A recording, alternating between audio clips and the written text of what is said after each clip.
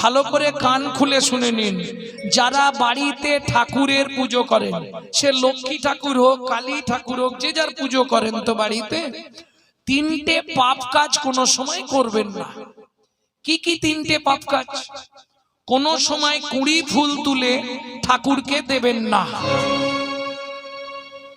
যারা আমার ইউটিউব শুনে তারা নিশ্চয়ই এগুলো জানে। কোন সময় ৩-৪ দিনের বাসি পচা ফুল ভগবানকে দেবেন না। ২, ৩ নম্বর, যেটা আপনারা সব সময় পাপটা করেন, এটা করবেন না।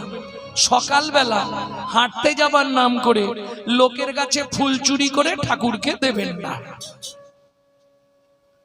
কি হলো, হাসছে কেন? মানে যারা করে তারা হাসছে নাকি? হ্যাঁ, এ পাপ হয়। কোথায় বলা আছে? ব্রহ্মবৈবর্ত পুরাণে বলা আছে, শ্রীমদ্ ভাগবতের